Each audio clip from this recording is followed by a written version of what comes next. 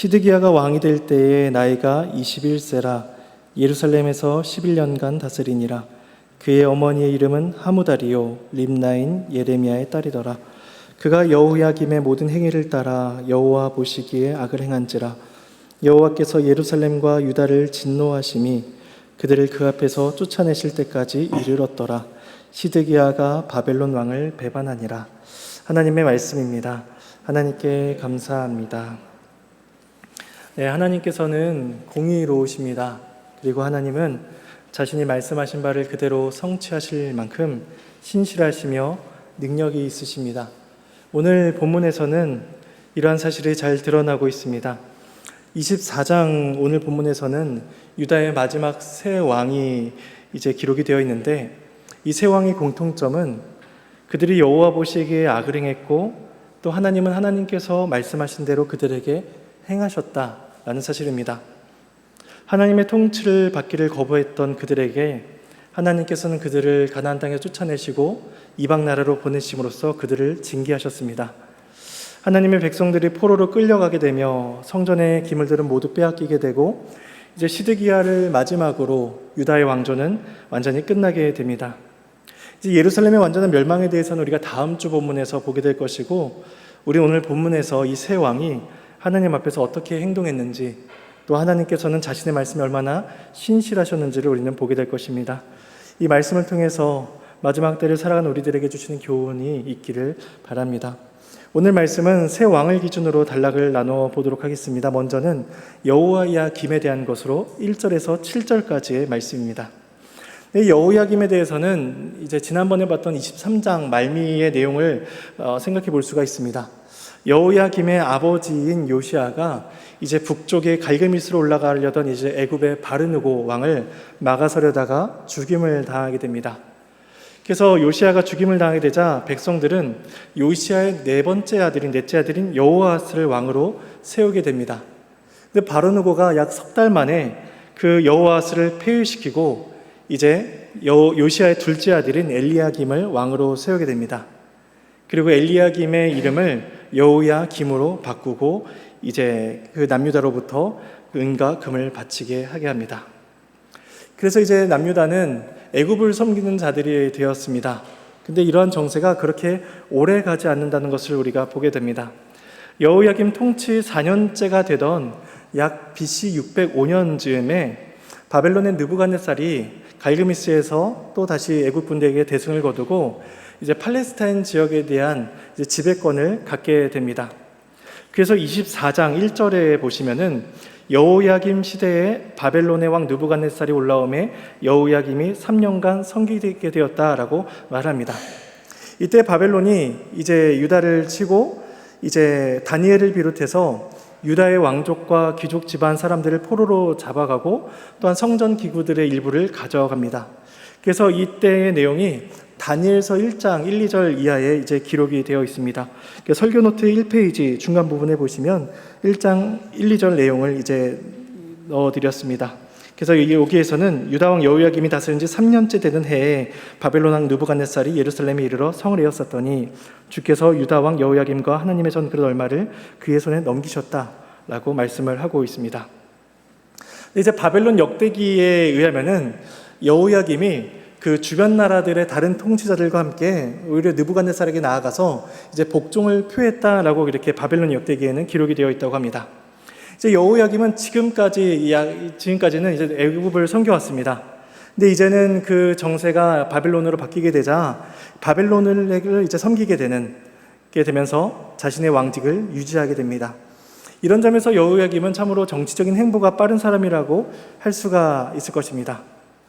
그런데 여호야김이 약 3년 정도 바벨론을 섬기게 되는데 약 3년 정도 지난 BC 602년 혹은 601년 즈음에 다시 한번 바벨론과 애굽이 전투를 하게 되는 일이 일어나게 됩니다. 근데 이때 애굽이 바벨론과의 전투에서 승리를 하게 됩니다. 근데 이게 전세를 역전시킬 만한 승리는 아니었지만 여호야김이 그때 용기를 얻어서 아마 바벨론으로부터 반란을 일으키려고 했던 것 같습니다. 그래서 1절 말미에 보시면 3년간 섬기다가 돌아서서 그를 배반하였다라고 1절에서 말씀을 하고 있습니다. 이것이 여호야김의 치명적인 실수였습니다. 여호야김이 이렇게 반란을 3년간 섬기다가 반란을 일으키자 느부갓네살이 직접 개입을 하지 않고 이제 자신들에게 바벨론에게 종속되어 있었던 팔레스타인 주변의 나라들을 보내서 군대를 보내서 예루살렘을 공격하게 합니다. 그래서 2절에 보시면 갈대아의 부대와 아람의 부대와 모압의 부대와 암몬 자손의 부대가 남유다를 치게 된 것입니다. 근데 이 부대들이 남유다를 친 것이 어느 한순간 BC 601년 그쯤에 한순간에 이루어지고 끝난 것이 아니라 아마 학자들은 몇 년간에 걸쳐서 그 공격이 끊임없이 이루어졌을 것이다 라고 봅니다. 그래서 이후에 BC 598년에 느부갓네살이 이제 다시 한번 팔레스타인 지역으로 직접 군대를 이끌고 오게 되는데, 그때까지도 주변 나라들이 이 남유다의 여호야김을 공격하고 약탈했던 것으로 보여집니다. 그런데 성경은 이 일, 그러니까 여호야김이 바벨론을 배반하고 그 느부갓네살이 주변 나라들을 통해서 유다를 괴롭히게 한 일, 이 일이 단순히 정치학적인 측면이 아니라 하나님에 의해서 진행되고 있음을 성경은 말씀하고 있습니다. 그래서 2절을 다시 보시면 갈대아인의 부대와 모압 부대 또 암몬 자손의 부대를 보낸 것, 이 주어가 누구로 나타나냐면 주어가 느부갓네살이 그들을 보냈다라고 이야기하지 않고 여호와께서 그 부대를 보냈다라고 말씀을 하고 있습니다. 분명히 반란을 당한 것은 느부갓네살이었는데 느부갓네살이 그 군대를 보낸 것이 아니라 하나님께서 보냈다라고 말씀을 하고 있는 것이죠. 그래서 이 일이 하나님께서 많은 선지자들을 통하여 하신 말씀의 결과다라고 이야기를 하고 있습니다. 하나님께서 이스라엘 역사 속에서 많은 선지자들을 보내셨고 또 남유다 말기에는 예레미야를 통해서 특별히 경고하셨습니다. 그래서 특별히 여호야김과 관련된 말씀이 예레미야에서 많이 나타나고 있는데 우리가 두 군데의 말씀만 한번 찾아보도록 하겠습니다. 그게 이제 설교노트 1페이지 제일 하단에 있습니다. 먼저 예레미야 36장 20절에서 24절까지의 말씀입니다. 21절부터 24절까지 우리 함께 읽어보도록 하겠습니다.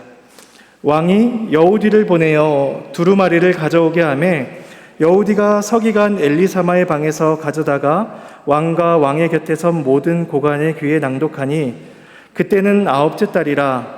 왕이 겨울 궁전에 앉았고 그 앞에는 불피운 화로가 있더라. 여우디가 서너 쪽을 낭독하면 왕이 면도칼로 그것을 연하여 베어 화로불에 던져서 두루마리를 모두 태웠더라. 왕과 그의 신하들이 이 모든 말을 듣고도 두려워하거나 자기들의 옷을 찢지 아니하였고, 이제 여호야김이 자신이 하나님의 말씀을 얼마나 경멸하며 자신이 하나님을 얼마나 멸시하고 있는지를 이렇게 과시하고 보여주기 위해서 여호와의 말씀이 낭독되면 그 말씀이 낭독되어 있는 기록되어 있는 두루마리를 갖다가 찢어서 불태워 버립니다. 근데 그가 예언의 말씀을 다 듣고 나서 한 번에 이렇게 불살라 버린 것이 아니라 말씀을 듣다가 서너 쪽을 낭독하면 그 낭독된 쪽을 가지고 와서 그걸 그때마다 연이어서 면도칼로 베어서 태워 버립니다. 근데 이때 그가 베어버렸다, 그것을 이렇게 베어서 태웠다라고 이야기하는데, 이때 베다라고 번역된 이 카라라는 히브리어 단어가 그의 아버지였던 요시아의 모습과의 대비를 보여주고 있습니다. 그래서 열왕기하 22장 11절에서는 이렇게 말씀하셨습니다. 왕이 율법책의 말씀을 듣자, 23장입니다. 왕이 율법책의 말을 듣자 곧 그의 옷을 찢으니라 라고 이야기합니다. 요시아는 하나님의 말씀을 듣고 하나님의 말씀을 발견했을 때 자신의 옷을 찢었습니다.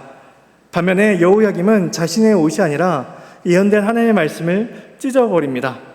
그래서 열왕기하 예레미야에서 나타나는 이 요시아와 예레미야의 모습은 그들이 하나님의 말씀을 들었을 때 나타나는 그 대비되는 상반되는 모습을 보여주고 있습니다. 그러니까 여호야김의 모습에서는 하나님을 두려워하는 모습이 나타나지 않고 있었던 것이죠. 이어진 예레미야 22장에서도 여호야김과 관련된 내용이 나타나고 있습니다. 13절과 14절 말씀을 한번 같이 읽어보도록 하겠습니다. 불의로 그 집을 세우며 부정하게 그 다락방을 지으며 자기의 이웃을 고용하고 그의 품삯을 주지 아니한 자에게 화 있을진저 그가 이르기를 내가 나를 위하여 큰 집과 넓은 다락방을 지으리라 하고 자기를 위하여 창문을 만들고 그것에 백향목으로 입히고 붉은 빛으로 칠하도다 라고 이야기합니다. 이제 여호야김은 앞서 말씀드렸다시피 이미 애굽에게 한 차례 굴복을 하게 되었고 이어서 바벨론에게 또다시 은과금을 상납하게 되었습니다. 왕은 그 은과금을 제공하기 위해서 조공을 바치기 위해서 그 백성들에게 그 세금을 많이 걷어들이게 되었죠. 그렇게 국가가 이 돈이 부족한 그 순간에도 여호야김이 한 일은 뭐냐면은 자신이 불의로서 그 집을 세우며 그 다락방을 지었다는 것입니다. 그러니까 이 여호야김은 솔로몬이 건축한 왕궁을 버리고 그때 자신을 위한 왕궁을 짓게 됩니다. 그는 공사를 위해서 백성들에게 강제 노동을 시키고 또 그 일한 것에 대한 품삯을 지불하지 않습니다. 방금 읽었던 22장, 예레미야 22장 14절에 보시면 내가 나를 위하여 큰 집과 넓은 다락방을 지으리라 라고 여호야김이 말을 하고 있는데, 이 여호야김의 말은 창세기 11장에서 나타났던 사람들의 말을 떠올리게 합니다. 창세기 11장에서 사람들은 이야기하기를 우리가 성읍과 탑을 건설하여 우리 이름을 내고 흩어짐을 면하자 라고 이야기하면서 바벨탑을 짓고자 했습니다. 바벨에서 사람들이 하나님의 통치를 거부하며 자기들의 힘으로 자신들이 다스린 나라를 건설하려고 했던 것처럼 마치 여호야김은 하나님의 통치를 받기를 거부하며 자신을 위하여 큰 집과 넓은 다락방을 지으며 그 나라가 망해가는 그 시점에서도 자신만의 나라를 세워가고 있었던 것입니다. 이런 여호야김의 악행은 유다의 멸망을 재촉하였으며 하나님께서는 이전에 말씀하셨던 선지자를 통해서 경고하셨던 것처럼 유다를 향한 심판을 진행해 나가십니다. 그래서 오늘 본문 3절을 보시면은 이렇게 말씀합니다. 이 일이 유다에 임함은 곧 여호와의 말씀대로 그들을 자기 앞에서 물리치고자 하심이라 라고 이야기합니다. 역시 2절에서도 말씀하셨던 것 같이 3절에서도 이 심판의 주체가 느부갓네살이나 주변 나라의 정세에 있지 않고 여호와께서 그 말씀하신 바대로 그 일을 이루셨다라고 이야기를 하고 있는 것입니다. 그래서 3절과 4절에서는 심판의 이유를 설명하고 있는데 므낫세의 죄를 언급하고 있습니다. 근데 이 므낫세의 죄는 앞서서 23장 26절에서도 요시아 때에서도 언급된 동일한 이유입니다. 요시아의 종교개혁에도 불구하고 백성들 가운데 그 가득했던 그 므낫세의 죄, 그 부패성이 여전했으며 요시아 때에도 계속되었음을 우리는 앞서 23장에서도 보았습니다. 그런데 우리는 그 요시아의 개혁 이후에 백성들이 어떻게 변화되었는지 혹은 어떻게 변화되지 않고 그 모습을 그대로 갖고 있었는지를 예레미야를 통해서 또 확인을 할 수가 있습니다. 예레미야 44장 16절에서 18절 말씀을 잠시 보시면 설교노트 2페이지 중간 부분에 있습니다. 한번 같이 읽어보도록 하겠습니다. 네가 여호와의 이름으로 우리에게 하는 말을 우리가 듣지 아니하고 우리 입에서 낸 모든 말을 반드시 실행하여 우리가 본래 하던 것 곧 우리와 우리 선조와 우리 왕들과 우리 고관들이 유다 성읍들과 예루살렘 거리에서 하던 대로 하늘의 여왕에게 분향하고 그 앞에 전제를 드리리라. 그때에는 우리가 먹을 것이 풍부하며 복을 받고 재난을 당하지 아니하였더니 우리가 하늘의 여왕에게 분향하고 그 앞에 전제드리던 것을 패한 후부터는 모든 것이 궁핍하고 칼과 기근에 멸망을 당하였느니라 하며, 이 예레미야 44장이 언제 있었던 대화인가 하면은 남유다가 멸망하고 나서 이스라엘 백성들의 유다 백성들의 일부가 애굽으로 피신을 한 상황입니다.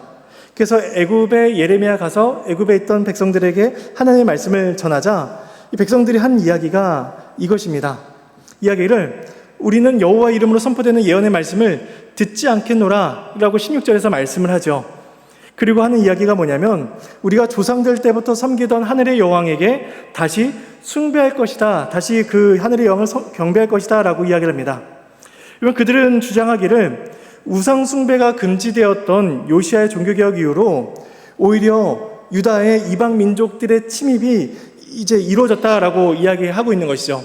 실제로 역사를 보면은 요시아가 죽고 난 이후에 애굽이 이제 바로 느고에 의해서 이제 남유다가 지배를 받게 되고 그 애굽에 이어서 바벨론의 느부갓네살 침입이 연달아게 이어지게 됩니다.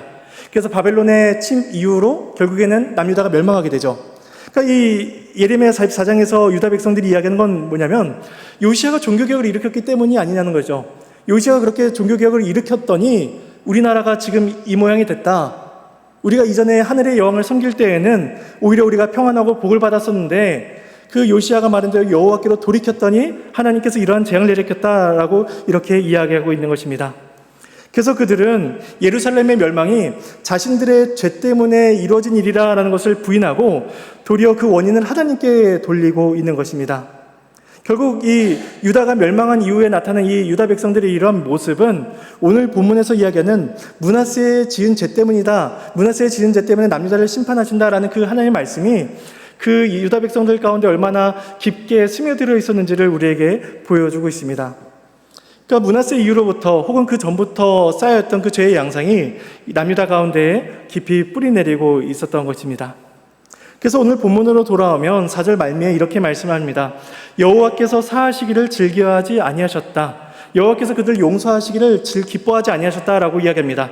이제 하나님의 심판이 최종적이며 다시는 되돌려질 수 없는 상황에 이르렀다고 말씀을 하십니다. 그런데 이때 사하다, 용서하다라는 이 단어가 오늘 본문을 제외하고 열왕기서에서 한 번 이제 등장을 합니다. 그게 뭐냐면 그 본문이 어디냐면 솔로몬이 성전 봉헌을 하면서 하나님께 기도를 하는 단락에서 사용이 되고 있는데 열왕기상 8장 30절, 34절, 36절, 50절에서 이 용서라는 단어가 사용되고 있습니다.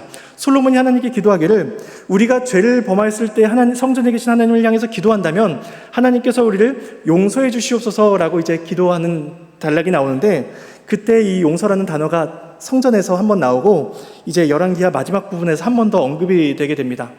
성전은 하나님의 용서가 주어지는 곳이었습니다. 근데 하나님께서 말씀하시기를 성전은 더 이상 너희들에게 안전을 보장해주는 그런 안전장치가 아니다라고 말씀을 하고 계신 것입니다. 하나님의 교훈에 대한 그들의 끈질긴 반역과 또 하나님과의 언약관계에 있어서 그들이 그 언약관계에 신실하지 않으려고 했던 그러한 모습들, 또 하나님의 뜻을 전하는 선지자들을 멸시하며 그들을 죽였던 모든 모습들, 이런 행위들은 결국 하나님의 심판을 낳을 수밖에 없다는 것입니다. 하나님께서 더 이상 그들을 용서하시지 않겠다라고 말씀하십니다.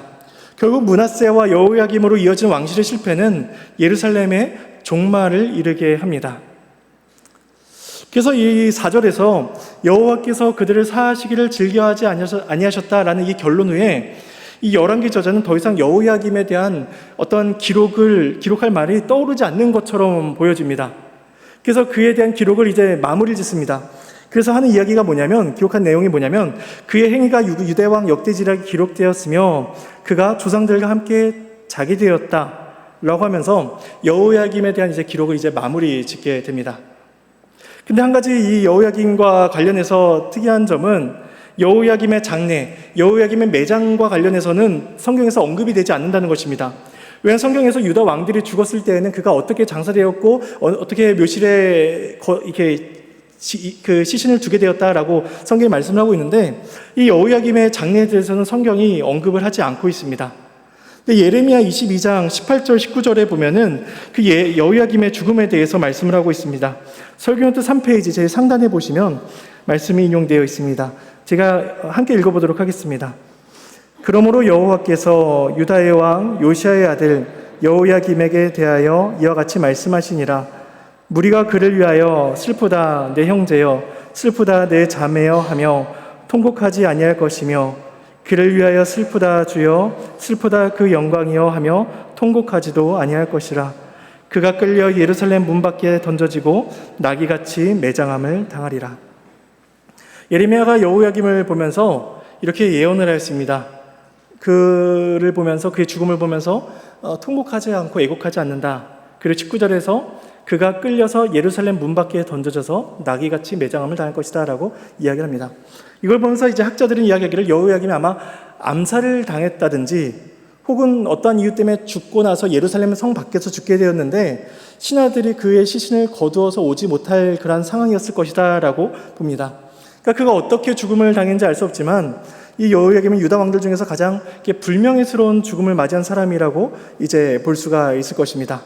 그래서 여호야김에 대한 기록이 이렇게 맞춰지게 되고 이제 여호야긴에 대해서 이제 성경이 8절부터 17절까지를 말씀하고 있습니다.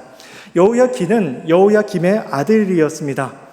앞서 여호야김이 바벨론에 대해서 반란을 일으켰고 주변국들이 예루살렘을 공격했다라고 2절에서 우리가 말씀을 봤었습니다.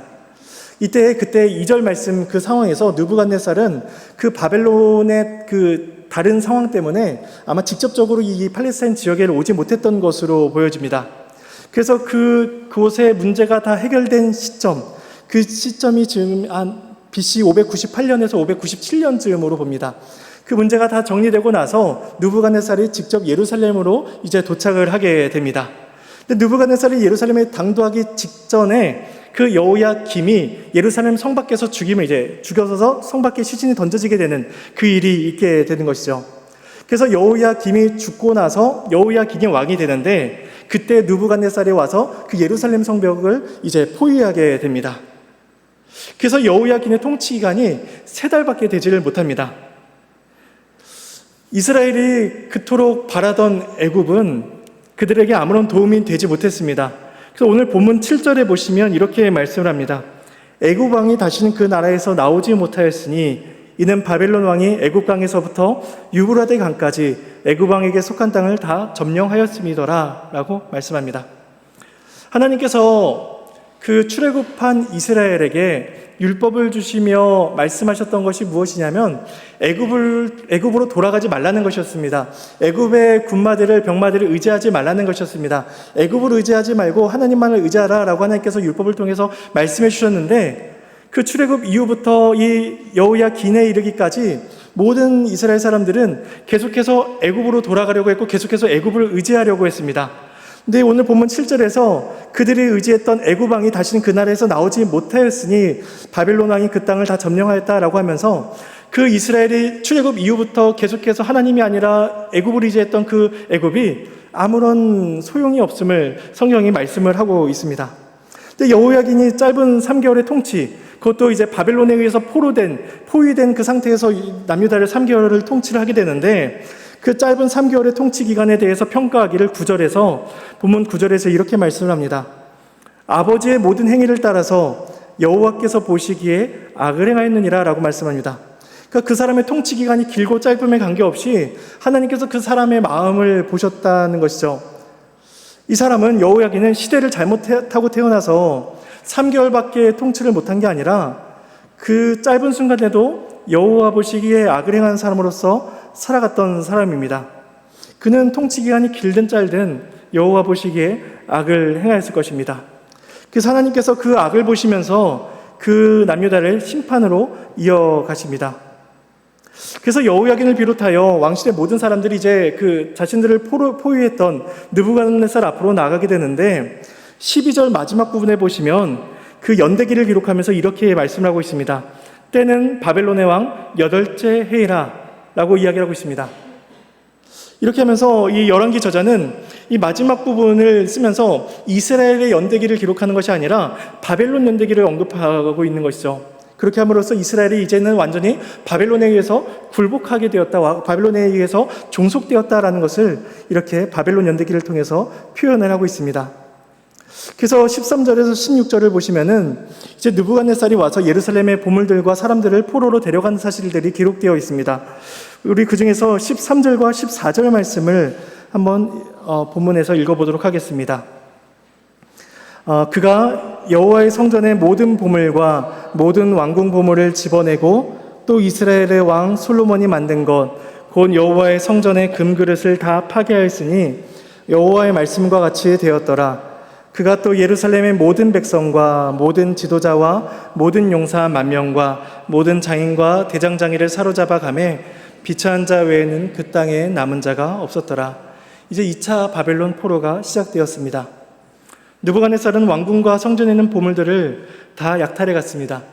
솔로몬이 지은 성전에 있었던 그 모든 것들이 바벨론에 의해서 하나씩 해체되었고, 영광스러움을 나타내었던 그 성전의 금들은 이제 바벨론의 금고로 다 들어가게 되었습니다. 한때 조공을 받았던 그 다윗과 솔로몬 시대의 그 이스라엘이 이제는 다른 나라에 조공을 바치게 되었습니다. 또한 나라의 권력이 바벨론으로 넘어갔고 성전과 왕궁이 파괴되고 예루살렘의 보물들이 이방 나라로 반출되면서 하나님께서 이전에 다윗과 솔로몬에게 주셨던 모든 영광들이 점점 더 다 사라지게 됩니다. 또한 느부갓네살은 여호야긴을 비롯해서 왕족들, 관리들, 용사들, 장인과 대장장이들 같은 유능한 사람들을 다 모조리 포로로 끌고 갑니다.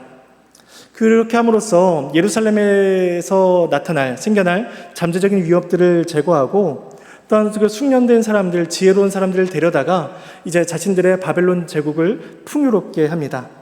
이때 2차 포로로 끌려간 사람들 중에서 선지자 에스겔이 있었고 또한 에스더의 삼촌인 모르드게도 포함되어 있었습니다. 이때 대략 10,000명의 사람들이 포로로 끌려가게 됩니다. 느부갓네살이 유다와 그 모든 인적 자원들을 다 모두 빼앗아 가버리자 14절 말미에서 말씀하고 있듯이 비천한 자 외에는 그 땅에 남은 자가 없게 되었습니다. 이제 유다에는 그 땅을 방어할 군사도, 지도자도, 기술자도 어떤 것도 남아있지 않게 되었고, 과거에 젖과 꿀이 흐르는 땅이라고 불려졌던 그 땅은 아무도 남아있지 않은, 비천한 자만 남아있는 그런 황폐한 땅으로 남아있게 됩니다.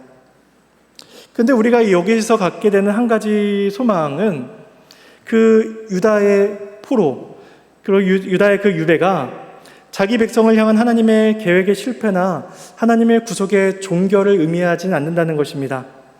하나님께서는 언제나 그러하셨듯이, 또 오늘 본문에서도 나타나듯이 하나님께서는 자신의 목적을 이루어가고 계셨고 자기 백성을 선하게 인도해 가셨습니다. 그래서 유배자들 중에는 다니엘과 에스겔과 같은 믿음의 사람들이 있어 그들은 바벨론과 같은 세상 속에서도 하나님과 맺은 언약을 붙들어 살아갔습니다. 또한 황폐하고 멸망한 그 예루살렘에는 예레미야 같은 선지자가 남아있어 하나님께서 행하실 미래의 소망을 전하기도 하였습니다. 이처럼 하나님께서는 남유다의 영광스러움이 다 빼앗기게 한 것처럼 그게 보여지게 하셨지만 그 이스라엘의 멸망이 하나님의 구속사건의 종결이 아님을 그렇게 우리에게 알려주십니다. 그래서 우리는 이러한 소망이 이제 다음 주에 볼 열왕기하 25장 마지막 부분에서도 우리는 확인하게 될 것입니다. 이제 여호야긴과 모든 사람들이 다 끌려갔습니다. 느부갓네살은 그 끌고 간 여호야긴 대신에 그의 삼촌, 그의 숙부이자 요시야의 셋째 아들인 마따니아를 이제 왕으로 세우면서 그의 이름을 시드기야로 계명을 합니다. 그리고 남유다의 왕으로 앉히게 되는 것이죠. 이제 이 시드기야가 남유다의 마지막 왕이 됩니다. 시드기야에 대해서는 이제 다음 주에 볼 25장 7절까지 기록되어 있는데 오늘은 이제 18절, 20절까지 본문만 보도록 하겠습니다. 이 시드기야는 21살의 왕이 되어서 그래도 꽤 오랜 기간 11년간 남유다를 통치합니다. 그래서 오늘 본문 18절에서는 시드기야의 개인사와 가족 관계에 대해서 설명을 하고 있고 19절과 20절에서는 시드기야와 하나님의 관계가 어땠는지를 말씀해 주고 있습니다. 우리 오늘 본문 19절 20절 말씀을 함께 읽어보겠습니다. 그가 여호야김의 모든 행위를 따라 여호와 보시기에 악을 행한지라 여호와께서 예루살렘과 유다를 진노하심이 시드기야가 바벨론 왕을 배반하니라. 여호야긴과 마찬가지로 시드기야의 구체적인 악행들에 대해서 기록되지 않고 있습니다. 3개월을 통치한 왕이나 11년을 통치한 왕이나 구체적인 내용들을 기록하지 않습니다. 아마도 남유다의 멸망이 다 눈앞에 이른 시점에서 그의 악행들을 다 일일이 기록하는 것은 아마 별 의미가 없었기 때문에 기록하지 않았을 수도 있습니다. 다만 성경 저자가 동일하게 언급하는 건 뭐냐면 그 앞에 있었던 여호아스, 여호야긴 그리고 시드기야까지 동일하게 이들이 여호와 보시기에 악을 행하였더라 라는 이 한 가지 문장을 계속해서 반복함으로써 그 왕들이 계속해서 교체됨에도 불구하고 그들이 자의적이든 타의적이든 왕이 계속해서 새롭게 세워졌음에도 불구하고 그들의 죄악상은 변하지 않고 있으며 그들을 향한 하나님의 심판이 이제 돌이킬 수 없다는 상태가 되었음을 성경이 말씀하고 있습니다. 그래서 하나님께서는 그들을 향해서 진노하시사 그들을 하나님 앞에서 쫓아내시겠다라고 말씀합니다. 근데 마지막 20절에서 그들을 그 앞에서 쫓아내실 때까지 이르렀다라는 이 말의 의미는 그들을 하나님의 얼굴로부터 멀리 내던지셨다라는 의미를 가지고 있습니다. 그러니까 하나님의 얼굴은 하나님의 선하심과 하나님의 은총, 하나님의 보호를 의미하고 있는데 더 이상은 하나님의 그 선하심으로부터 그 선하심을 누리지 못하도록 하나님 앞에서 멀리 내던져지게 됩니다. 그래서 이러한 하나님의 진노가 어떻게 나타나냐면 하나님의 진노가 시드기야가 바벨론 왕을 배반하는 것으로서 나타나게 됩니다.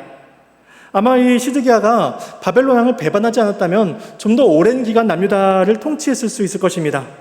이 시드기야가 왜 통치했냐면 한편에서는 하나님께서 진노하셨기 때문이고 또 한편은 시드기야가 그 주변 나라들을 의지했기 때문입니다. 그래서 예레미야 27장 2절과 4절을 보시면은 설교노트 3페이지 제일 하단에 있습니다. 그 첫 번째 이유에 대해서 이렇게 말씀을 하고 있습니다. 함께 읽어보겠습니다. 여호와께서 이와 같이 내게 말씀하시되 너는 줄과 멍에를 만들어 내 목에 걸고 유다의 왕 시드기야를 보러 예루살렘에 온 사신들의 손에도 그것을 주어 에돔의 왕과 모압의 왕과 암몬 자손의 왕과 두로의 왕과 시돈의 왕에게 보내며 그들에게 명령하여 그들의 주에게 말하게 하기를 만군의 여호와 이스라엘의 하나님께서 이와 같이 말씀하시되 너희는 너희의 주에게 이같이 전하라 라고 이야기합니다. 하나님께서 예레미야에게 주신 말씀인데 주신 말씀이 뭐냐면 줄과 멍에를 목에 걸고 유다의 왕이었던 시드기야를 보러 온 사신들, 그 사신들이 그 3절에서 말씀한 에돔, 모압, 암몬, 두로, 시돈, 이 사람들의 사신들에게 보여주라는 것입니다. 그게 뭐냐면 너희들이 그 하나님께서 매게 하신 그 멍에를 매라는 것입니다. 근데 이 왕들이 찾아왔던 이유는 뭐냐면 그 시드기야를 꾀어서 혹은 시드기야와 함께 모의를 해서 그 바벨론에게 이제 배반을 하려고 반란을 일으키려고 했던 것으로 보입니다. 그리고 이제 그 주변 나라들이 이렇게 반란을 꾀하는 모습들이 한편에서 나타나고 있었고 또 예레미야 28장 1절과 4절에 보시면은 또 다른 선지 한 명이 등장해서 그 시드기야를 유혹하는 모습이 나타나고 있습니다. 설교노트 4페이지 상단에 있습니다. 28장 1절 4절 말씀 함께 읽어보겠습니다. 그해 곧 유다왕 시드기야가 다스리기 시작한 지 4년 5째 달 기본 아술의 아들 선지자 하나냐가 여호와의 성전에서 제사장들과 모든 백성이 보는 앞에서 내게 말하여 이르되 만군의 여호와 이스라엘 하나님이 이같이 일러 말씀하시기를 내가 바벨론의 왕의 멍에를 꺾었느니라. 내가 바벨론의 왕 느부갓네살이 이곳에서 빼앗아 바벨론으로 옮겨간 여호와의 성전 모든 기구를 2년 안에 다시 이곳으로 되돌려 오리라.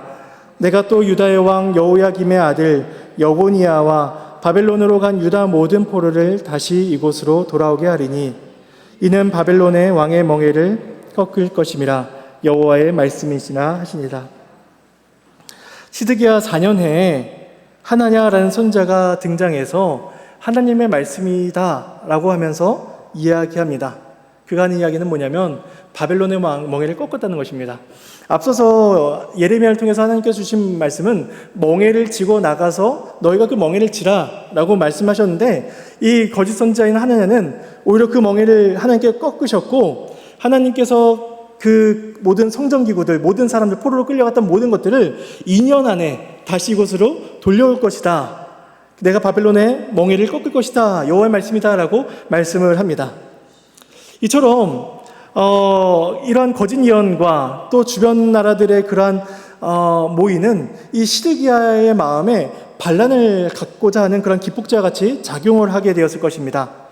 그래서 그 시드기야가 그 반란을 일으키려고 하죠. 근데 아마 이때는 즉각적으로 반란을 일으키려는 것이 실패해서 이제 느부갓네살에게 가서 이제 맹세를 하는 일이 한번 이루어지게 되고 이제 이후에 다시 한번 애굽과 모의를 하게 되면서 반란을 일으키는 일이 있게 됩니다. 그래서 이제 이 시드기야가 바벨론으로부터 이제 반란을 하게 되는 것이죠. 이러한 시드기야에게 있어서 하나님의 진노하심이 그 시드기야에게 임하고 있었고 시드기야는 주변 사람들, 주변 나라들의 목소리를 들으면서 자신이 판단을 하게 됩니다. 그러면서 이미 선지자를 통하여서 이미 과거에 여러 사람들을 통하여서 주셨던 그 말씀을 다 제쳐버리고 새롭게 들려지는 주변의 말들을 듣게 되는 것이죠. 그 시드기야가 마지막까지 듣고 판단한 건 뭐냐면 하나님의 말씀을 듣고 자신의 상황을 판단하는 것이 아니라 주변의 정세가 흘러가는 것. 아, 바벨론을 반란을 일으키는 사람들이 많아지고 있구나. 그리고 저런 평안의 목소리가 우리에게 들리고 있구나 라고 하면서 그가 그릇된 결정을 하게 되는 것이죠. 결국 시드기야가 한 것은 뭐냐면 하나님의 말씀을 거부하는 일로 나아가게 되고 그에 대한 심판을 받게 되게 됩니다. 그래서 그의 반란을 제압하기 위해서 느부갓네살이 다시 예루살렘을 침략하게 됩니다. 이제 그렇게 함으로써 예루살렘이 남유다가 멸망을 하게 되는데 이 본문은 이제 다음 주 25장에서 우리가 보게 될 것입니다.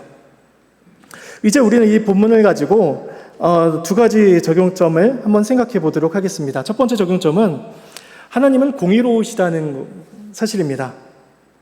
그 이스라엘이 겪는 모든 일들은 그들이 마땅히 당해야 되는 일들이었습니다. 그래서 열왕기 저자는 이 사실을 계속해서 반복해서 우리들에게 상기시켜줍니다. 그들이 여호와 보시기에 악을 행하였더라. 그들이 므낫세의 죄를 따라 살아갔더라. 하나님께서 그들을 사하기를 즐겨하시지 아니하셨더라. 여호와께서 그 모든 것들을 말씀하셨더라. 이것들을 계속해서 상기시켜 주십니다. 그래서 그들은 그 므낫세의 죄 때문에 심판을 받은 것이 아니라 그들 모두가 므낫세와 같은 죄를 지었기 때문에 심판을 받게 됩니다. 그래서 이스라엘의 모든 역사를 돌아보게 된다면 하나님께서는 그들의 죄를 간과하지 아니하셨고 각 사람의 행위에 따라 그들을 심판하신다는 사실을 우리는 기억해야 할 것입니다. 하나님은 사랑이 풍성하신 분이시지만 하나님께서는 죄인이 끝까지 회개하기를 원하시는 분이시지만 하나님은 공의로우신 분이시라는 사실을 성경은 말씀하고 있습니다. 하나님은 죄를 미워하시며 죄를 결코 간과하시는 분이 아니십니다. 두 번째 하나님에 대한 가르쳐주는 바는 하나님은 신실하신 분이라는 것입니다.